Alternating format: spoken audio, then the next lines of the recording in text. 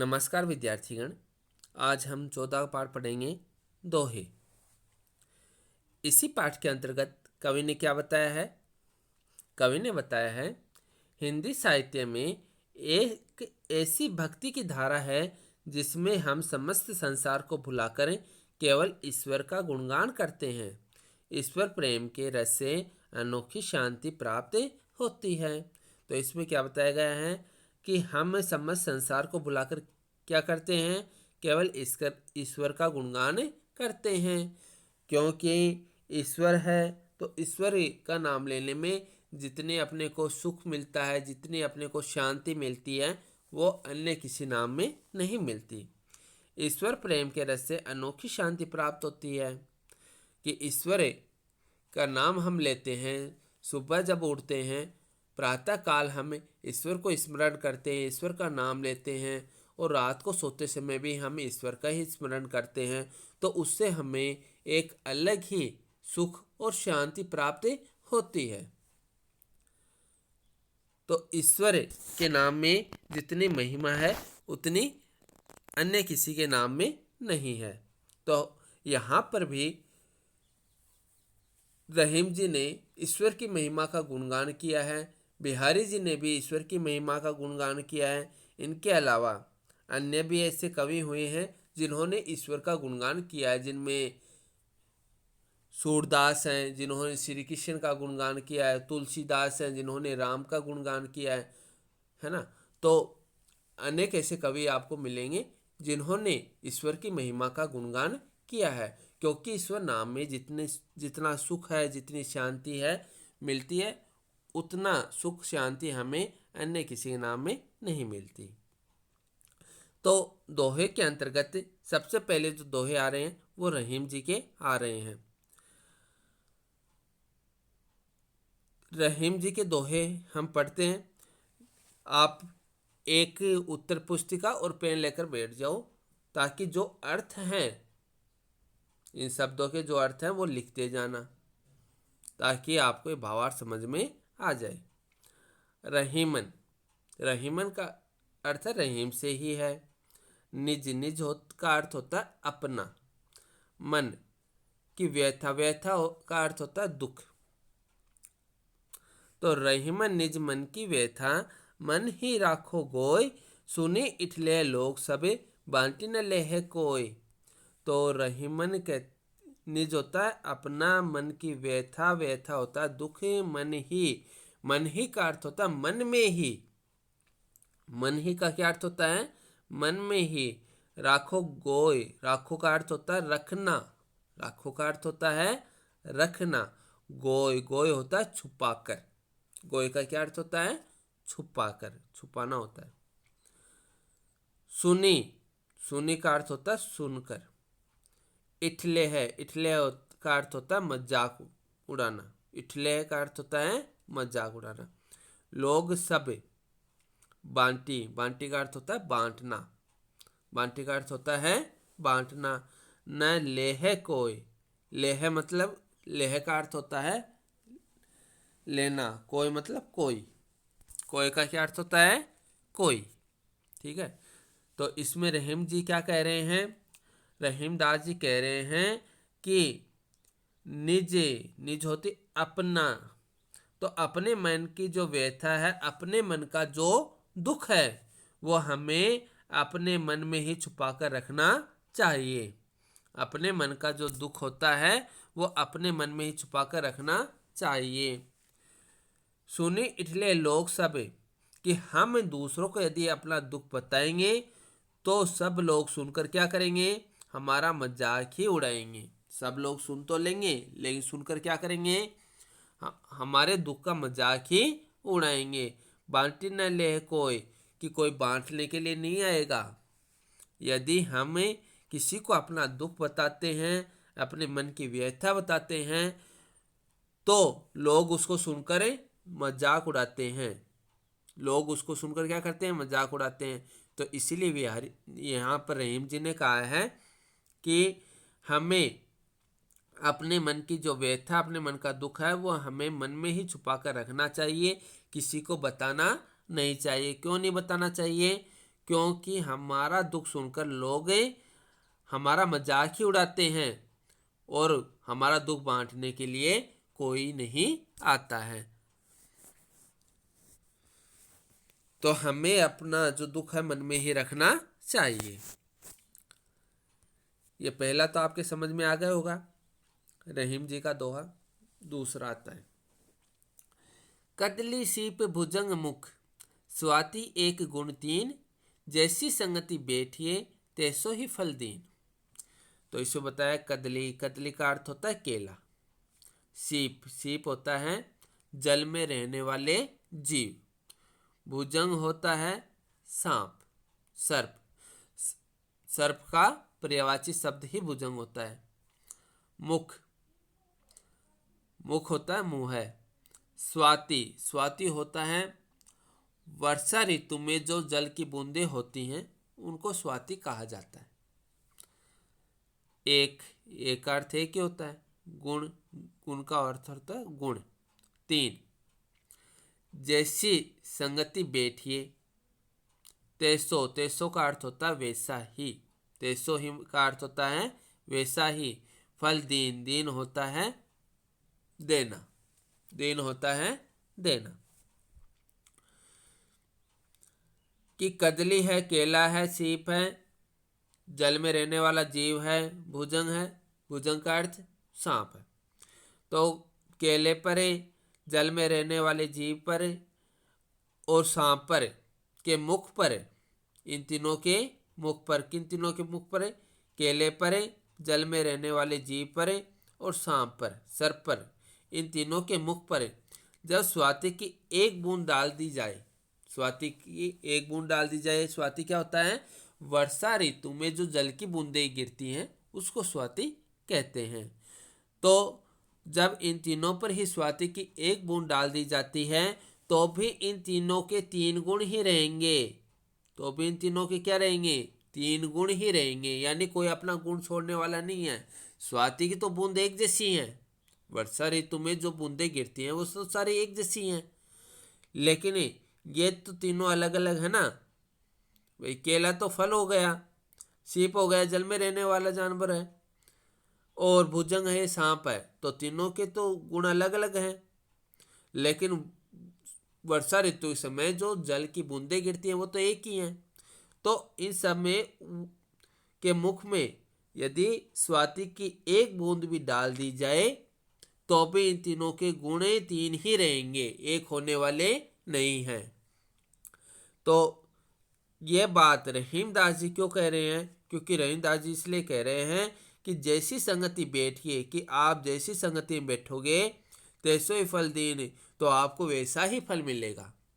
कहने का तात्पर्य है, आप यदि अच्छी संगति में बैठते हो, अच्छे लोगों के साथ में रहते हो, तो आपको अच्छा आचरण, अच्छा व्यवहार करना ही आएगा।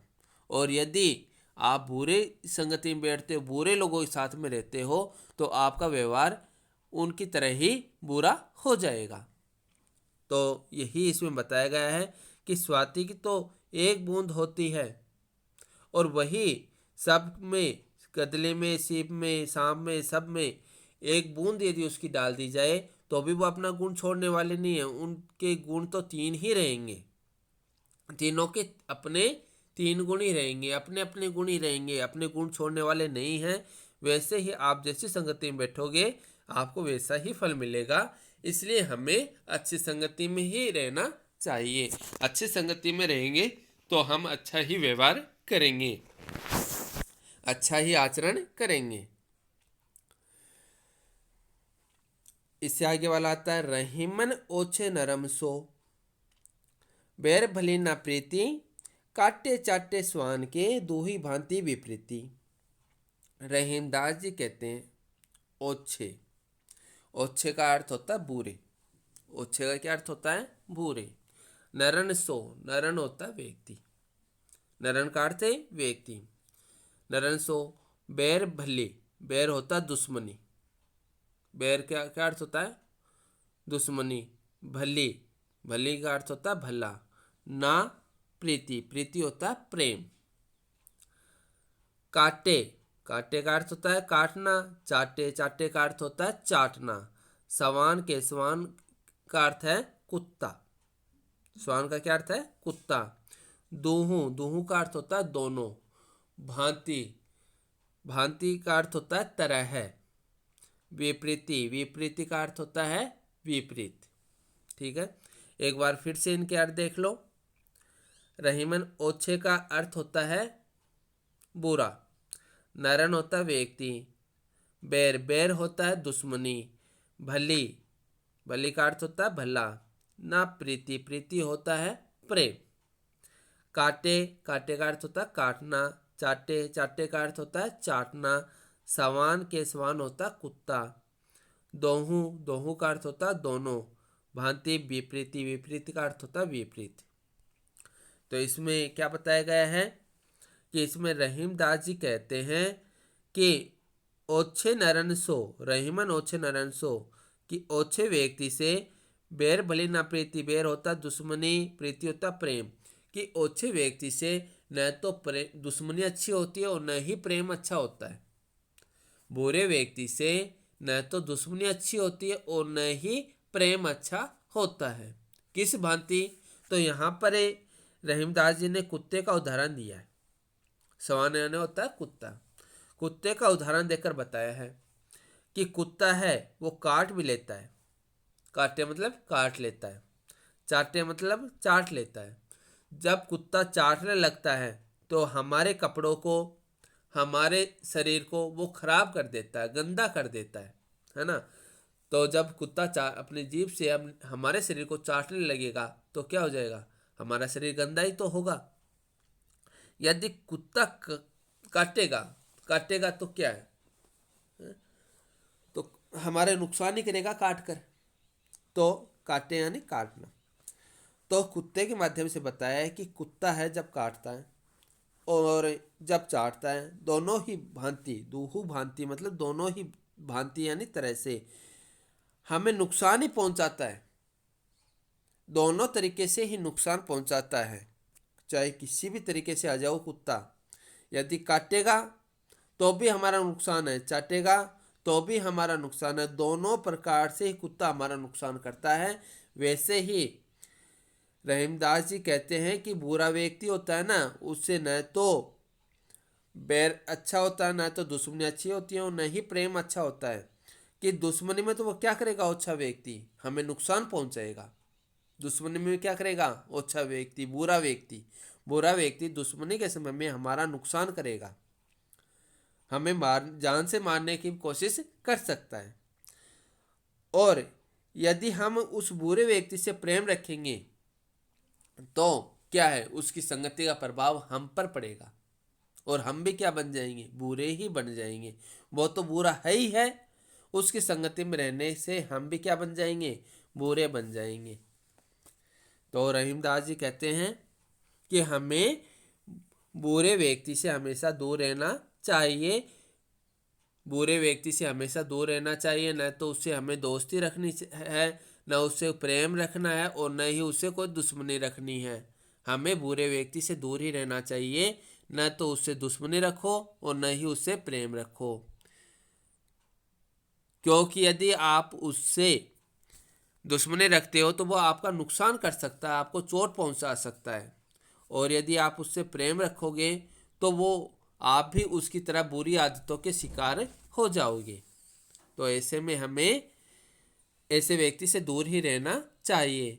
और इस बात को उन्होंने कुत्ते के उदाहरण के माध्यम से प्रस्तुति की है कि कुत्ता होता है वो काट लेता है तो हमें नुकसान पहुंचा देता है, तो वह हमें चाटने लगता है तो भी हमें नुकसान ही पहुंचाता है। तो चाहे किसी भी तरह से आप देख सकते हो, कुत्ता दोनों तरीके से हमें नुकसान पहुंचा रहा है। चाटेगा तो हमारे शरीर को गंदा करेगा और काटेगा तो हमें पीड़ा होगी। तो दोनों तरीके से ही नुकसान पहुंचाता है। तो ये रहीम के दोहे आपके समझ में आ गए होंगे। एक बार फिर से मैं इनको रिपीट कर देता हूँ, ध्यान से देखना। रहीमदास जी कहते हैं कि अपने मन की जो व्यथा है, जो अपने मन का दुख है, वो अपने मन में ही छुपा कर रखना चाहिए। क्योंकि अपने मन का जो दुख, अपने मन की जो व्यथा है उसको सुनकर सारे लोग हमारी हंसी उड़ाएंगे और बांटने के लिए कोई नहीं आएगा। हमारी मन की व्यथा, हमारे मन का जो दुख है, हमें अपने मन में ही छुपा कर रखना चाहिए, क्योंकि हमारे मन का दुख लोग जान तो लेते हैं लेकिन वो मदद करने के लिए नहीं आते। वो क्या करते हैं, हमारी हंसी ही उड़ाते हैं। ठीक है। दूसरे में क्या बताया था कि केला होता है, कदली, केला, सीप, जल में रहने वाले जीव, भुजंग, सांप। तो उन सब के मुख में एक स्वाति की एक बूंद डाल दी जाए तो भी उनके गुण बदलने वाले नहीं है। इन तीनों के तीन गुण ही रहेंगे। केले के मुख में, जल में रहने वाले जीव के मुख में, सांप के मुख में, इन तीनों के मुख में ही स्वाति की एक बूंद डाल दी जाए तो भी इनका गुण बदलने वाला नहीं है। इन तीनों के तीन गुण ही रहेंगे। स्वाति का क्या अर्थ बताया था? स्वाति का अर्थ बताया था वर्षा ऋतु में गिरने वाली जल की बूंदे, है ना। तो इन तीनों का गुण बदलने वाला नहीं है। तो हम जैसी संगति में बैठेंगे हमें वैसा ही फल प्राप्त होगा। तो हमें अच्छी संगति में बैठना चाहिए। अच्छी संगति में बैठेंगे तो हमें अच्छा व्यवहार करना आएगा, अच्छा आचरण हम दूसरे साथ में कर सकेंगे। तो हमें अच्छी संगति में बैठना चाहिए। और यदि हम बुरी संगति में बैठेंगे तो हम बुराई के शिकार हो जाएंगे। तो यही बताया गया है कि कोई अपना गुण नहीं छोड़ता। तो जो व्यक्ति जैसी संगति में बैठता है वो वैसा ही हो जाता है। रहीमदास जी कहते हैं, ओछे नरनसो बैर भले ना प्रीति, कि जो बुरा व्यक्ति है उससे बैर रखना भी अच्छा नहीं है और उससे प्रेम रखना भी अच्छा नहीं है, क्योंकि वह अपने को दोनों तरीके से नुकसान पहुंचाएगा। यदि हम उससे दुश्मनी रखेंगे तो वह हमारा कोई नुकसान कर सकता है, तो वहीं उससे प्रेम रखेंगे तो हम भी उसकी तरह हैं बुरे ही बन जाएंगे, बुराई के शिकार हो जाएंगे, उसकी संगति का असर हम पर हो जाएगा। ऐसे में हमें उससे दूर ही रहना चाहिए। उससे न तो दुश्मनी रखनी है और न ही प्रेम रखना है, हमें उससे दूर ही रहना चाहिए। काटे चाटे स्वान के दूही भांति विपरीति, कि उन्होंने एक कुत्ते का उदाहरण देकर बताया है कि कुत्ता होता है वो काट लेता है, काट कर हमारा नुकसान कर देता है, वहीं चाटता है तो चाट कर हमारा नुकसान ही करता है। तो दोनों तरह की से ही हम देख सकते हैं कि कुत्ता है काट कर या चाट कर दोनों तरीके से अपने को नुकसान पहुंचाता है। यानी काटता है तो चोट पहुंचाता है और चाटता है तो हमें गंदा कर देता है। तो दोनों तरीके से नुकसान पहुंचाता है। तो वैसे ही बुरा व्यक्ति भी हमें, यदि आप उससे दुश्मनी रखोगे तो भी आपको नुकसान ही है और यदि आप उससे प्रेम रखोगे तो भी आपको नुकसान ही है। तो बुरे व्यक्ति से हमेशा दूर ही रहना चाहिए। आज हमने पढ़े हैं रहीम के दोहे, कल हम पढ़ेंगे बिहारी के दोहे। धन्यवाद।